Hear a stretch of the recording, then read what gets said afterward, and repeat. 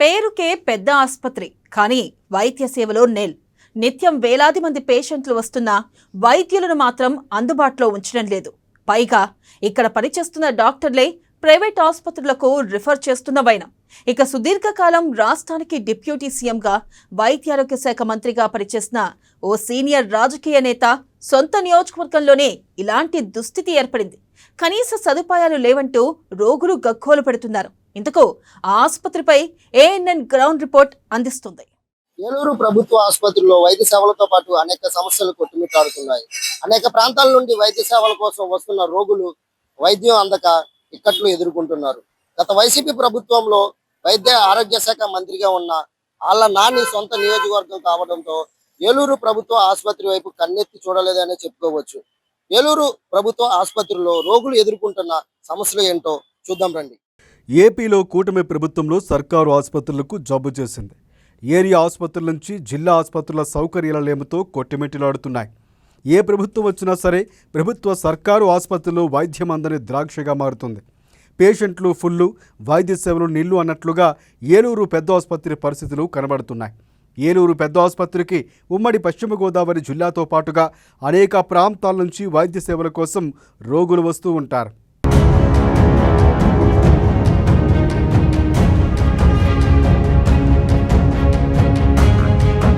ముఖ్యంగా పేద ప్రజల కుటుంబాలకు వైద్య సేవల నేపథ్యంలో ఏలూరు సర్వజన ప్రభుత్వ ఆసుపత్రి గుండె లాంటిదని చెప్పుకోవాలి.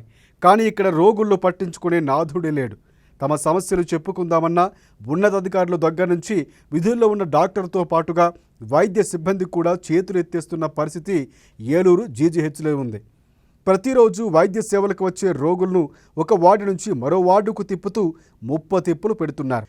ప్రైవేటు ఆసుపత్రులకు వెళ్లే స్తోమత లేక ప్రభుత్వ ఆసుపత్రికి వైద్య సేవల నిమిత్తం వస్తే చీమ కుట్టినా కూడా డ్యూటీలో ప్రభుత్వ వైద్య సిబ్బంది ప్రైవేటు ఆసుపత్రులకు సిఫార్సు చేయడం చర్చనీయాంశంగా మారింది. ఇంట్లో ముందు తీసుకుందామని అండి వెళ్ళాం లేవంటున్నారు. వెళ్ళి అక్కడ బయట కొనుక్కోవాలంట.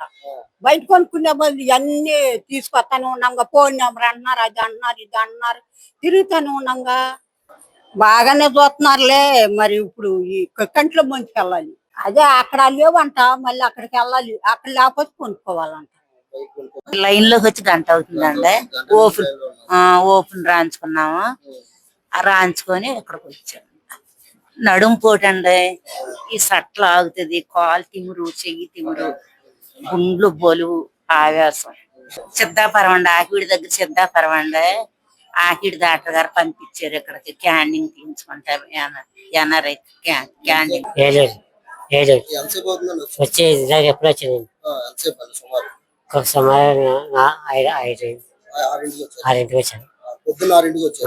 అప్పటి వరకు మీకు చెప్పారని డాక్టర్ గారు చెప్పారు. అంటే దేనికి అన్ని రాసుకున్నారు. రాసుకున్నారు పిలుస్తాను. పొద్దున్న 6 గంటలకు వస్తే చూడలేదు. రేసారులేండి, చంద్రపూడి మండలం రేసారు. మీరే తీసుకుని వచ్చారు, సిబ్బంది ఎవరు లేరా? ఏమన్నా తెల్లదండి, మా బావగారు చనిపోయింది, అందుకే కంగారులో మేము వచ్చామండి. మా బావగారు చనిపోయారు. ఇప్పుడు ఇక్కడికి ఎట్లా టెస్టులకే తీసుకొస్తే నిద్రించారు. అందుకని మేమే తీసుకొని తిరుగుతాం. 2019లో వైఎస్ఆర్సీపీ అధికారంలోకి రాగానే జగన్ కుటుంబానికి అత్యంత సన్నిహితుడైన ఏలూరు నియోజకవర్గం మాజీ ఎమ్మెల్యే ఆళ్ల నాని ఉప ముఖ్యమంత్రితో పాటుగా వైద్య ఆరోగ్య శాఖ మంత్రిగా పగ్గాలు చేపట్టారు. సుమారు 3 సంవత్సరాలు వైద్య ఆరోగ్య శాఖ మంత్రిగా ఉన్న సొంత నియోజకవర్గంలో జిల్లా ప్రభుత్వ ఆసుపత్రిని కనీస వైద్య సదుపాయాలు కూడా కల్పించలేదని గట్టిగానే చెప్పుకోవచ్చు. కరోనా సమయంలో ఆళ్ల నాని వైద్య శాఖ మంత్రిగా ఉండటంతో కరోనా కాలం నానికి బాగా కలిసి వచ్చి కోట్ల రూపాయలు రాబడి వచ్చిందని కూడా గుసగుసలు గట్టిగానే వినబడ్డాయి. నా పేరు శ్రీనివాసరావు అండి, తోటగూడి. మా నాన్నగారుగా పడిపోతే కాలు ఇన్ఫెక్షన్ అయింది. సోమవారం తీసుకుని వచ్చాము హాస్పిటల్కి. డాక్టర్ గారు ఏం చెప్పారంటే ఫస్ట్ 13 వార్డుకి వెళ్ళాం. 13 వార్డుకి వెళ్ళిన తర్వాత ఎక్స్రే తీసుకురమ్మన్నారు. ఎక్స్రే తీయించిన తర్వాత 24 వెళ్ళమన్నారు. 24కి వెళ్ళిన తర్వాత డాక్టర్ గారు ఇన్ఫెక్షన్ అయ్యింది కాలు అని చెప్పేసి 51వ వార్డుకి వెళ్ళండి, అక్కడ అడ్మిట్ చేసుకుంటారు అని చెప్పారు. ఇక్కడికి వచ్చిన తర్వాత సిస్టర్ గారు డాక్టర్ గారు టెస్టులు చేయించిన తర్వాత జాయిన్ చేయమని మాకు చెప్పాల. అప్పుడు టైం 2 అవుతుంది. సిస్టర్ గారు ఏమన్నారంటే టెస్టులు అయిన తర్వాతే మేము జాయిన్ చేసుకుంటాము అంటే, నేనేమన్నానంటే అంతకుముందు టెస్టులు చేశారండి, పాత ఉన్నాయి మాకు తెలియదు, ఒకవేళ నువ్వు వద్దు అనుకుంటే టెస్ట్లకు సంతకం పెట్టి ఇక్కడ అని చెప్పేసి నాతో సంతకం పెట్టించుకున్నారు టెస్టులు వద్దని. నిన్న మంగళవారం, నిన్న ఏం అనలేదు.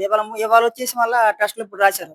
పేషెంట్ని మీరే తీసుకెళ్లాలా వీల్ చైర్ మీద అని చెప్పి చెప్తున్నారు. అది 3 రోజుల నుంచి సరిగా పట్టించుకోవట్లేదు. అది టెస్టులు ఇప్పుడు రాశారు. ఆలనాని వైద్య శాఖ మంత్రిగా ఉన్నంతకాలం కోట్ల రూపాయలు సంపాదించుకున్నాడు తప్ప కనీసం తన నియోజకవర్గం వైపు కన్నెత్తి కూడా చూడలేదు అంటూ ఇప్పటి కూటమి ప్రభుత్వ నాయకులు కూడా మండిపడుతున్నారు. ఆయన చేసిన అవినీతి బయటపడుతుందనే భయంతోనే టీడీపీ పార్టీలోకి చేరారంటూ కూడా పలువురు ఆరోపిస్తున్నారు.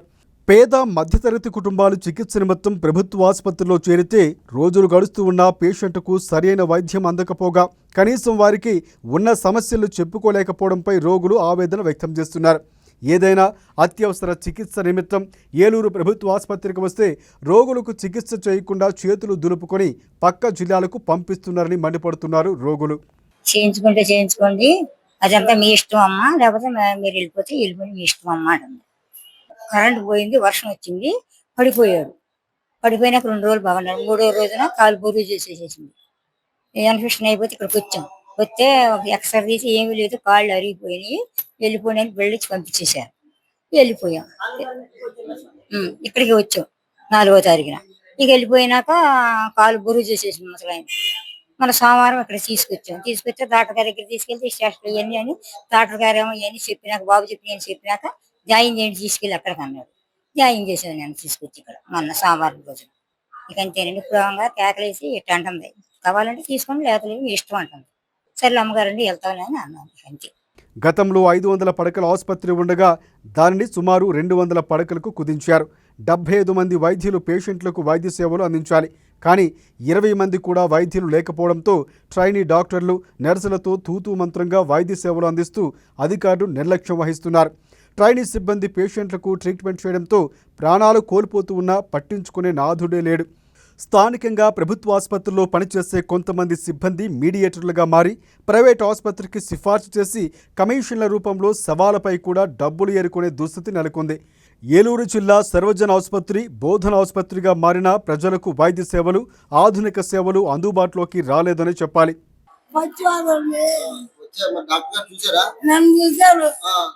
మళ్ళీ రామన్నారు. మీరు రాలేదా? డాక్టర్ గారు రాలేదా? 9 గంటలకు వచ్చారా? డాక్టర్ గారు అయితే లేరు. ఏలూరు జీజీహెచ్లో 78 ప్రొఫెసర్లు, అసిస్టెంట్ ప్రొఫెసర్లు, అసోసియేట్ ప్రొఫెసర్లు ఉండాల్సి ఉండగా కేవలం 20 మంది వైద్యులు మాత్రమే అందుబాటులో ఉన్నారు. మరోవైపు వచ్చే రోగులకు సేవలు కల్పించడంలో ప్రభుత్వం పూర్తిగా విఫలమైంది. సేవలందించాల్సిన సిబ్బంది పట్టనట్లు వ్యవహరిస్తున్నారు. దీంతో రోగుల బంధువులే వీల్ చైర్లను తోసుకుంటూ వెళ్తున్నారు.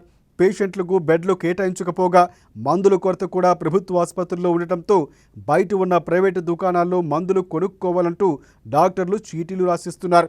7 కిలోమీటర్ల చిత్తపురం ఉంది, అక్కడి నుంచి వచ్చాము. ఇప్పుడు నడుముకి బాగాలేదండి, అసలు నల్లపోతుంది. మా ఆడవాళ్ళకి నడుము గురించి బాగా, అందు గురించి హెచ్చరిక స్కానింగ్ చేయిందామని వచ్చాను. గంట వద్దు, గంట చెప్పాలి. ఏదైతే గంటల కొద్ది క్యూ లైన్ లో నుంచున్న వైద్య సేవలు అందించడానికి మట్టికి ప్రభుత్వ వైద్యులు నిర్లక్ష్యం చేస్తున్నారని, ఆకువీడి నుంచి, ఉమ్మడి పశ్చిమ గోదావరి జిల్లాలో ఉన్న ఆకువీడి నుంచి మేమైతే వైద్య సేవల నిమిత్తం ఏలూరు ప్రభుత్వ జిల్లా ఆసుపత్రికి రావడం జరిగిందంటూ కూడా రోగులు ఆవేదన వ్యక్తం చేస్తున్నారు. ఏలూరు పెద్ద ఆసుపత్రిలో ప్రస్తుతం నిపుణుల కొరత తీవ్ర స్థాయిలో ఉంది. Professor, assistant professor, associate professor ఇలా 20 మంది వైద్యులు మాత్రమే అందుబాటులో ఉన్నారు. అత్యవసర చికిత్స కోసం కావాల్సిన న్యూరాలజిస్టు, కార్డియాలజీ, గైనిక్, పీడియాట్రిక్ వివిధ విభాగాలకు సంబంధించి నిపుణులు ఒక్కరు కూడా లేకపోవడం గమనార్హం. ఈ కారణంగానే అత్యవసర కేసులు ఇతర జిల్లాల ప్రభుత్వ ఆసుపత్రులకు లేదా స్థానికంగా ఉన్న ప్రైవేట్ ఆసుపత్రులకు సిఫార్సు చేస్తున్నారు. ప్రభుత్వ ఆసుపత్రిలో సిబ్బంది లేక వైద్య సేవల కోసం రోగు ఒక బంధువులే వీల్ చైర్ తోసుకుంటూ వస్తున్నారు. ఒకసారి వాళ్ళతో మాట్లాడే ప్రయత్నం చేద్దాం. ఏమంటే మీరు చెప్పండి, ఏ ఊరు నుంచి వచ్చారు? పెదపాడు మండలం ఏరమ్మాట గ్రామం అండి. పెన్షన్ వెరిఫికేషన్ గురించి వచ్చాం. ఇక్కడ ఎవరు సిబ్బంది ఎవరు లేరండి. మేమే సొంతంగా రిక్షాలో నుంచి తీసుకెళ్లి తెచ్చుకున్నాం. అడిగారండి సిబ్బంది కావాలని? వాళ్ళేం అడగలేదు. నిలబడలేకపోతుంది సార్, ఆవిడ నిలబడలేకపోతుంది.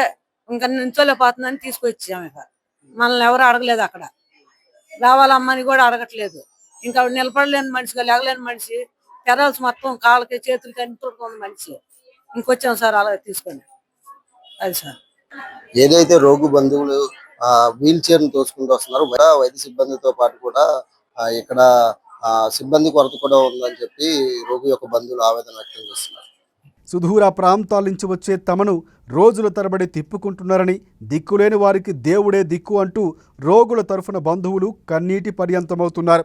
ఇప్పటికైనా కూటమి ప్రభుత్వం ఉన్నతాధికారులు స్పందించి ఏలూరు ప్రభుత్వ ఆసుపత్రిలో మెరుగైన వైద్య సేవలు అందించే విధంగా చర్యలు తీసుకోవాలని ప్రజలు, రోగులు కోరుతున్నారు.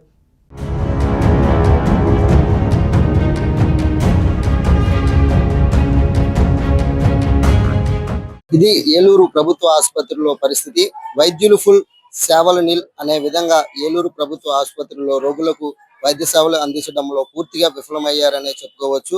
ఏ ప్రభుత్వం వచ్చినా సరే వైద్య సేవలు అందించడంలో జిల్లా ప్రభుత్వ ఆసుపత్రిని అభివృద్ధి చేయడంలో విఫలమవుతున్నారనే రోగులు వ్యక్తమవుతున్నారు. ఇప్పటికైనా ప్రభుత్వం స్పందించి తగు చర్యలు తీసుకోవాలంటూ కోరుకుంటున్నారు. కెమెరామెన్ నరేష్ తో హరీష్, ANN న్యూస్, ఏలూరు జిల్లా ప్రభుత్వ ఆసుపత్రి నుంచి.